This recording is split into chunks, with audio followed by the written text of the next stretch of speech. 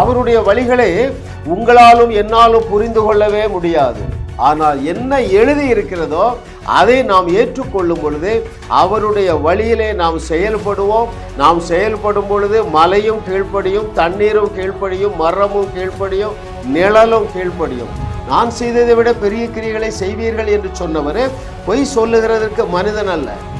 உங்களால் கூடாத காரியம் ஒன்றுமிராது என்று சொன்னவர் பொய் சொல்லுவதற்கு மனிதன் அல்ல. மலையும் உங்களுக்கு கீழ்ப்படியும் என்று சொன்னவர் பொய் சொல்லுவதற்கு ஒரு மனுஷனா சொன்னாரு?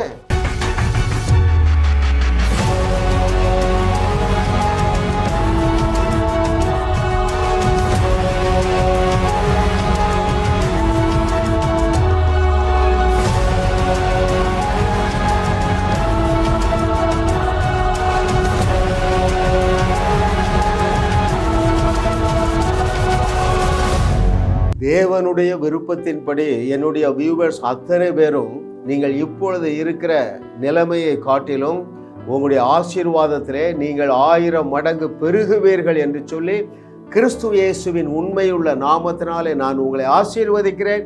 நம்ம 2 பேரும் ஒருமனப்படுவோம். அப்பொழுது நான் சொன்னபடியே நீங்கள் எல்லா ஆசீர்வாதத்திலும் இப்பொழுது இருக்கிறதை காட்டிலும் 1000 மடங்கு பெருகுவீர்கள். தேவன் நமக்கு கிருபையாக தந்த அவருடைய அனந்த ஞானம் 500 என்கிற சீரீஸ்ல 86வது செய்தி தலை வணங்கிய தண்ணீர்.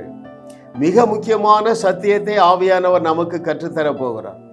பாருங்க, தேவனுக்கு கீழ்ப்படியாத எந்த ஒரு காரியமும் கிடையாது. பாருங்க, ரைட்?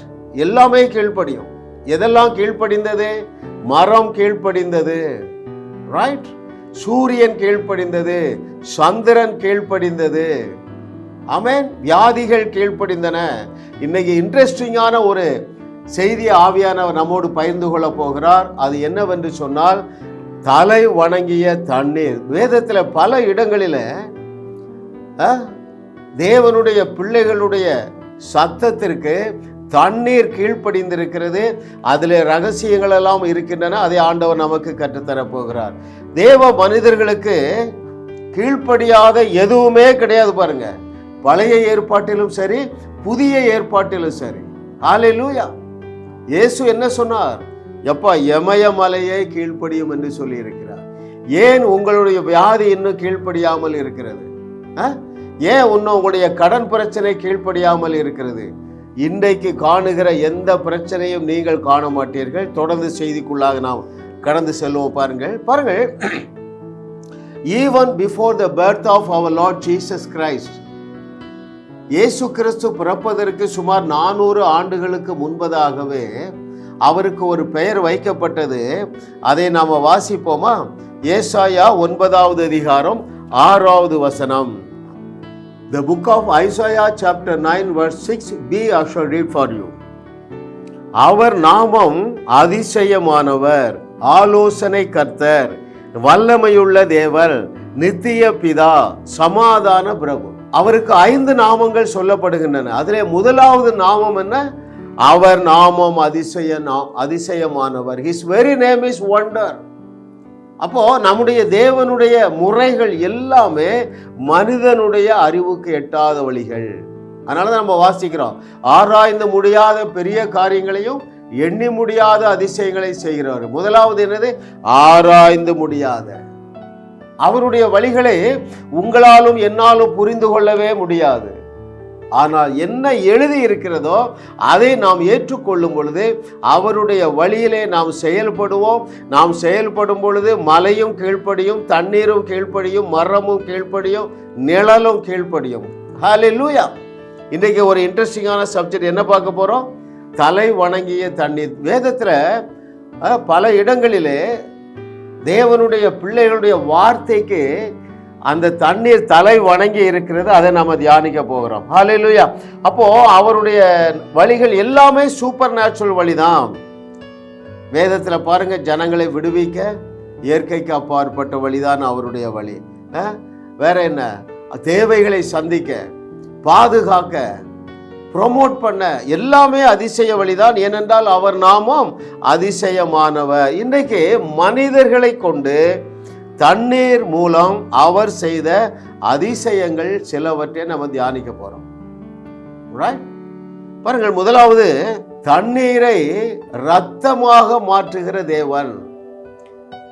சத்துருக்களாகிய பார்வோனுடைய குடும்பத்தையும் எகிப்தியருடைய அந்த சேனையையும் எகிப்து ஜனங்களையும் பயங்காட்ட என்ன செய்தார் என்று சொல்லி the book of Exodus chapter 7 verse 19 I shall read.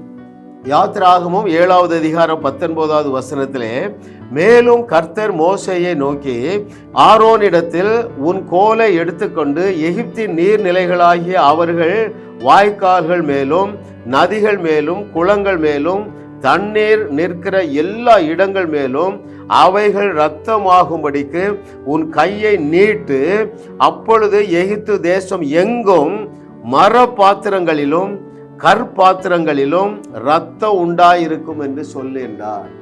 என்ன சொல்றாரு? கோலை நீட்டு, அது என்ன செய்யும்? தண்ணீரை இரத்தமாக மாற்றி பார்வோனுடைய இருதயத்தை கரைய பண்ணும். அது அவருடைய அனந்த ஞானம். அப்போ தண்ணீர் மோசையுடைய கோலுக்கு கீழ்ப்படியுது. பாருங்க, ஐயா, God's ways are always supernatural. God's promotions are always supernatural. God's promotions அப்புறம் என்னது? ப்ரொடெக்ஷன், அப்புறம் என்னது? டெலிவரன்ஸ், எல்லாமே சூப்பர் நேச்சுரல். அதில் ஒரு வழி இங்கே பார்க்கிறோம். என்ன பார்க்கிறோம் என்றால், எகிப்து தேசத்தில் அடிமைகளாய் வாழ்ந்த இஸ்ரவேலர் ஜனங்களை விடுவிப்பதற்கு முதலாவது தண்ணீரை இரத்தமாக்கி தன்னுடைய அதிசயமான வல்லமையை விளங்க பண்ணுகிற தேவன் உங்களோடு பேசி கொண்டிருக்கிறார். ஹல்லேலூயா. பாருங்கள், அங்கே இதை 20வது வசனத்தில், அதே யாத்திராகமம் 7:20, கர்த்தர் கட்டளையிட்டபடி மோசேயும் ஆரோனும் செய்தார்கள். பார்வோனுடைய கண்களுக்கு முன்பதாகவும் அவன் ஊழியக்காரரின் கண்களுக்கு முன்பாகவும் கோலை ஓங்கி நதியில் உள்ள தண்ணீரை அடித்து நதியில் உள்ள தண்ணீர் எல்லாம் இரத்தமாக மாறி போயிற்று. பார்வோனுடைய மனதை பயங்காட்டுவதற்கு தேவனுடைய வழி இயற்கைக்கு அப்பாற்பட்ட வழிகள். ஹல்லேலூயா. இன்னும் அதுல யாத்திராகமம் 7வது அதிகாரம் 24-25, நதியின் தண்ணீர் குடிக்க உதவாதபடியால் குடிக்கத்தக்கதாக தண்ணீருக்காக எகிப்தியர் எல்லாரும் நதி ஓரத்தில் ஊற்று தோண்டினார்கள். கர்த்தர் நதியை அடித்து 7 நாள் ஆயிற்று. வேதமெல்லாம் அதிசயங்க. இங்க என்ன வாசிக்கிறோம்? அடித்தது யாரு? மோசே. வேத வசனம் என்ன சொல்லுகிறது? கர்த்தர் அடித்தார் என்று சொல்லுகிறது. இதை அறிந்திருந்தார்கள் எலியா, எலிசா. தாங்கள் சொல்லுகிறதெல்லாம் கர்த்தர் சொல்லுகிறது என்று சொல்லிட்டாங்க. ராஜாவிடத்துல போய் என்ன சொல்றா எலிசா ராஜாவிடத்துல சொல்றாரு, நான் சொன்னாதான் மழையும் வரும், காற்று வரும், பனியும் வரும் என்று கர்த்தர் சொல்லுகிறாருங்கிறார். ஸ்விக்கி பாயே தலைவர் எலிசாவுக்கு மாத்திரம் பிரேக்ஃபாஸ்ட் வாங்கிட்டு வந்திருக்கிறான். அவனை அந்த சாப்பாடு வரும்போது அவனை சுற்றி 100 பேர் இருக்கிறாங்க. அந்த ஸ்விக்கி பாய்கிட்ட சொல்றா, எப்பா எனக்கு தெரியும் நீ எனக்கு மட்டும்தான் ஆகாரம் வாங்கி கொண்டு வந்திருக்கிறாய், அதை நீ எல்லாருக்கும் கொடுப்பா, மீதியும் இருக்கும் என்று கர்த்தர் சொல்லுகிறார் என்று சொல்லுகிறது. அடுத்த வசனம் சொல்லுகிறது, கர்த்தர் சொன்னபடியே ஆகாரம் மீதியா இருந்தது. இங்க என்ன சொல்லுகிறது வசனம்? கர்த்தர் நதியை அடித்து 7 நாள் ஆயிற்று. அதனாலதான் தேவன் சொல்றாரு, எப்பா தேவ வஸ்திரத்தை பெற்றுக்கொண்டவர்கள் தேவர்கள். ஏனென்றால் இயேசு கிறிஸ்துடைய வஸ்திரத்தில் இருந்த வல்லமை உங்களுடைய வஸ்திரத்தில் இருக்கிறது. ஏனென்றால் இயேசு கிறிஸ்துடைய எச்சில்ல இருந்த வல்லமை, உமிழ்நீர்ல இருந்த வல்லமை உங்களுடைய உமிழ்நீர்ல இருக்கிறது. ஏனென்றால் இயேசு கிறிஸ்துடைய நாவில இருந்த வல்லமை இதை கேட்டுக்கொண்டிருக்கிற தேவர்களே உங்களுடைய நாவில இருக்கிறது. Hallelujah. Oh thank you Lord for your good. அப்பா ஆண்டோடைய வழிகளில் நீங்க புரிஞ்சுக்கிட்டீங்கன்னா வாழ்க்கையில என்ன கிடையாது? போரிங் என்பதே கிடையாது, சோர்வு என்பதே கிடையாது. எப்பொழுதும் குதூகலம், எப்பொழுதும் கொண்டாட்டம், எப்பொழுதும் ஆனந்த களிப்பு, எப்பொழுதும் ஆனந்த முழக்கம். அந்த வாழ்க்கைக்கு நேராக தேவன் உங்களை நடத்தி கொண்டு இருக்கிறார் என்று கர்த்தர் சொல்லுகிறார். பாருங்கள், இரண்டாவது, தண்ணீரை திடப்பொருளாக மாற்று. அது தலை வணங்குது. இப்ப என்ன வேணும் இஸ்ரவேல் ஜனங்களுக்கு? அந்த கடல் நீரை ஆங்காங்கே நிறுத்த வேண்டும். 2 பக்கமும் கடல் நீரை நிறுத்தணும். அதற்கு ஒரு 2 பக்கமும் சுவர் கட்ட வேண்டும். அந்த தண்ணீரே சுவராக மாறிட்டு, நான் அதை உங்களுக்கு வாசிக்கிறேன். தண்ணீரை உறுதியாக்கி மதில்களை உண்டாக்கினார். Exodus 14:21 and 22. யாத்திராகமம் 14வது அதிகாரம் 21 மற்றும் 22வது வசனங்களை வாசிக்கிறேன். மோசே தன் கையை சமுத்திரத்தின் மேல் நீட்டினான். அப்பொழுது கர்த்தர் முழுவதும் பலத்த கீழ்காற்றினால் சமுத்திரம் ஒதுங்கும்படி செய்து அதை வறண்டு போக பண்ணினார். ஜலம் பிளந்து பிரிந்து போயிற்று. 22வது வசனம். இஸ்ரவேல் புத்திரர் சமுத்திரத்தின் நடுவாக வெட்டாந்தரையிலே நடந்து போனார்கள். அவர்கள் வலது புறத்திலும் இடது புறத்திலும் ஜலம் அவர்களுக்கு மதிலாக நின்றது. தண்ணீர் சுவர்களாக நின்றது. சரிசாமின்னு ஏற்றுக்கொள்ளுது பாருங்க. ஆண்டவருடைய விருப்பத்தை செய்வதற்கு ஜட பொருட்கள் எல்லாம் ஆயத்தமாக இருக்கின்றது. தேவனுடைய விருப்பம் என்ன?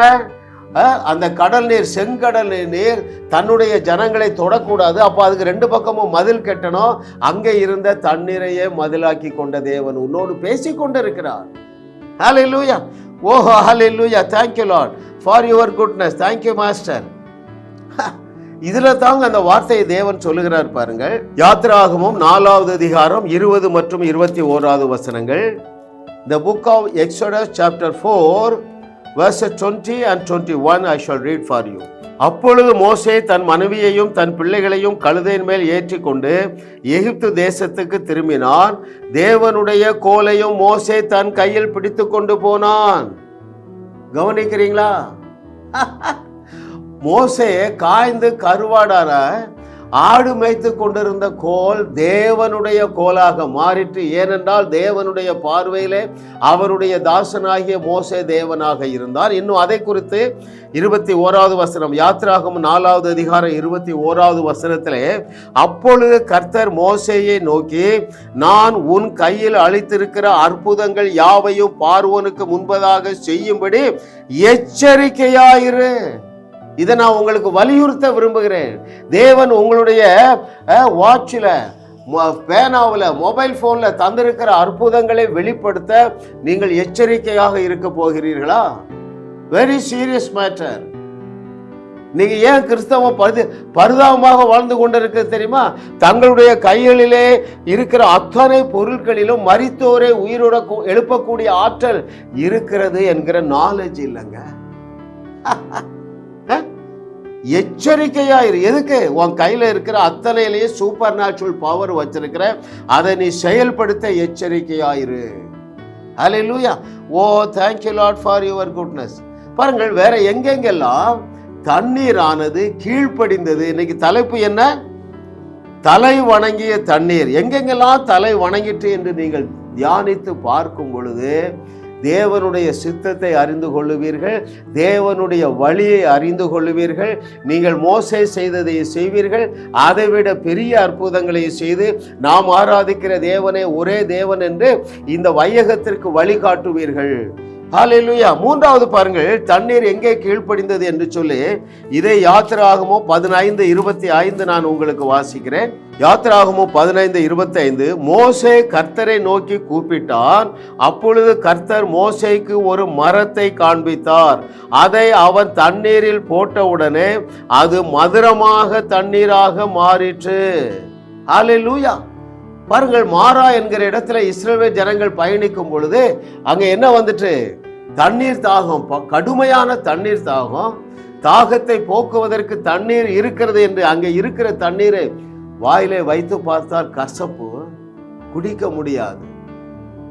அந்த கசந்த மாராவில் இருந்த தண்ணீரை மதுரமாக மாற்றுவதற்கு எனக்கு பிரியமான தேவர்களே, ரைட், அந்த மாராவின் தண்ணீர் கீழ்ப்படிந்தது. ஹல்லேலூயா. God's ways are always supernatural. It is mysterious. அவருடைய வழிகள் ஆராய்ந்து முடியாதவைகள். இன்றைக்கும் அவருடைய வழிகள் ஆராய்ந்து முடியாதவைகள். ஆமென். ஹல்லேலூயா. பாருங்க, அடுத்தது பாருங்க, நம்ம கொஞ்சம் நேரம் தான் இருக்கு பாருங்க. 4வது தண்ணீர் எங்கே எப்படி கீழ்ப்படிந்தது என்று சொல்லி அங்கே 2 ராஜாக்கள் 2வது அதிகாரம் 8வது வசனத்துல பாருங்க, உங்களுக்கு தெரியும் பாருங்க. ஒவ்வொரு வசனத்தை எடுக்க வேண்டியதில்லை, உங்களுக்கு தெரியாத வசனத்தை மாத்திரம் நான் வாசிக்கிறேன். அவன் என்ன செஞ்சான்? எலியா நடந்து போகிற வழியில என்ன வந்தது? யோர்தான் நதி கரை புரண்டு ஓடுகிறது. அவன் அக்கறைக்கு போக வேண்டும், டென்ஷனே ஆகலைங்க. அதனாலதான் ஆரம்பத்திலே சொன்னேன், கர்த்தருடைய வழிகளை நீங்கள் அறிந்து கொள்ளுவீர்கள் என்றால் there won't be any tension, அங்க பதஷ்டமே இருக்காது. ஏனென்றால் சூப்பர் நேச்சுரல் வழியிலே நீங்கள் அந்த பிரச்சனையை தீர்த்து வைப்பீர்கள். அதை நான் உங்களுக்கு வாசிக்கவா? எலியா தோல்ல கடந்த துண்டை எடுத்து ஒரு அடி அடிச்சா என்னாச்சு? தண்ணீர் கீழ்ப்படிந்தது, தண்ணீர் தலை குனிந்தது, யோர்தான் நதி 2ஆக பிளந்ததுங்க. அதே வேலையை எலிசாவும் செய்யறான் பாருங்க. தோல்ல இருக்கிற துண்டை எடுத்து ஒரு அடி அடிக்கிறான், அவனுக்கும் யோர்தான் நீர் கீழ்ப்படிந்தது. உலகத்தில் உள்ள அத்தனையும் உங்களுக்கு கீழ்ப்படிவதற்காக ஆயத்தமாக இருக்கிறது. கட்டளை கொடுக்க நீங்கள் ஆயத்தமாக இருக்கிறீர்களா? விசுவாசத்துல ஏதோ ஒரு கிரியை செய்ய நீங்க ஆயத்தமா இருக்கிறீர்களா? எது இன்னைக்கு உங்களுக்கு ஏற்க இருக்கிறது? செங்கடல் வந்திருக்கிறதா? யோர்தான் நதி வந்திருக்கிறதா? கடன் பிரச்சனை வந்திருக்கிறதா? எரிகோ மதில் வந்திருக்கிறதா? குடும்ப குழப்பம் இருக்குதா? எல்லாவற்றையும் ஓட ஓட விரட்டி தேவனுடைய வழியை நீ கண்டுபிடிக்க போகிறாய். ஹல்லேலூயா. ஓ thank you Lord for your goodness. நீங்க நினைக்கலாம், ஐயோ அங்கிள் இவங்கெல்லாம் ரொம்ப பெரிய ஆள். கிடையாதுங்க. பழைய ஏற்பாட்டுல யாருமே நம்ம பக்கம் வர முடியாதுங்க. நான் சொல்லலைங்க, இயேசு சொல்லுகிறாரு. எலியாவோ எலிசாவோ யோவான் ஸ்நானகனோ மோசேயோ தாவீதோ நம்ம பக்கத்திலே வர முடியாதுங்க. மத்தேயு 11:11 வாசித்து பாருங்கள். வாசிக்கட்டுமா? The book of Matthew chapter 11 verse 11. ஸ்திரீகளிடத்திலே பிறந்தவர்களில் இயேசு சொல்லுகிறாருங்க, ஸ்திரீகளிடத்திலே பிறந்தவர்களில் யோவான் ஸ்நானகனை பார்க்கிலும் பெரியவன் ஒருவனும் எழும்பினதில்லை. ஆகிலும் பரலோக ராஜ்யத்தில் சிறியவனாய் இருக்கிறவன் அவனிலும் பெரியவனாய் இருக்கிறான் என்று உங்களுக்கு மெய்யாகவே சொல்லுகிறேன். கொலோசையர் 1:13 பாருங்க. நாம் இன்றைக்கே தேவனுடைய ராஜ்யத்துக்குள்ளே மறுபடி பிறந்து இருக்கிறதுனால இவர்கள் யாருமே நம்ம பக்கம் வர முடியாதுங்க. Hallelujah. Oh, thank you Lord for your goodness. அதே யோர்தான் நதி ஒரு பெரிய மெடிசனா மாறிச்சு. பழைய ஏற்பாட்டுல நாகமான் குஷ்டரோகம், அதை வாஸ்து பாருங்க. 2 ராஜாக்கள் 5:14 சிறு பிள்ளையின் தோலை போல மாறிட்டுங்க. ஏன்? அந்த தண்ணீர் எலிசாவுக்கு கீழ்ப்படிஞ்சு ஒரு மருந்தாக மாறினது. தண்ணீர் தலை வணங்கிற்று. இவைகள் எல்லாம் பழைய ஏற்பாடு எக்ஸாம்பிள். புதிய ஏற்பாடு எக்ஸாம்பிள் பார்ப்போமா? எப்படியெல்லாம் தண்ணீர் தலை வணங்கிற்று. ஹல்லேலூயா. ஓ thank you Lord for your goodness. thank you master. பாருங்கள், அந்த எலிசா எப்படி யோர்தான் நதி நீரை மெடிசனா மாத்தினாரோ அதை போல யாரு? நம்முடைய நாதனாகிய இயேசு கிறிஸ்து என்ன செஞ்சாரு? சீலோவாம் குளத்து தண்ணீரை மெடிசனாக மாற்றி குருடனுடைய கண்ணை சுகமாக்குகிறார். தண்ணீர் கீழ்ப்படுகிறதுங்க. எத்தனை பேருக்கு புரியுதுங்க? ஹல்லேலூயா. ஓ ஹல்லேலூயா. thank you Lord for your goodness. what a loving daddy. தண்ணீர் எதற்கெல்லாம் கீழ்ப்படிஞ்சது என்பதை நம்ம தியானித்து கொண்டிருக்கிறோம். புதிய ஏற்பாட்டுல, பழைய ஏற்பாட்டுல. ஹல்லேலூயா. ஓ thank you Lord for your goodness. பாருங்க, தண்ணீர் இப்ப என்ன செய்யணும்? அதனுடைய டென்சிட்டியை மாத்தணும். ஏன்? இயேசு கிறிஸ்துவும் பேதுருவும் என்ன செய்யணும்? தண்ணீர்ல நடக்கணுங்க. ஹல்லேலூயா. ஒரு வார்த்தை கூட இயேசு சொல்லல, ஒரு வார்த்தை கூட பேதுரு சொல்லலைங்க. அப்படியே ஜம்முனி நடந்து போனாங்க, தண்ணீர் தரையாக மாறிவிட்டது. ஹல்லேலூயா. இன்றைக்கும் இதுதான் தேவனுடைய வழி. அதனால்தான் ஆண்டவர் சொன்னார், எப்பா நான் தண்ணீர் மேல நடக்க தான் செய்வேன், நீங்க என்ன செய்வீங்க? ஃபுட்பால் ஹாக்கியே விளையாடுவீர்கள்.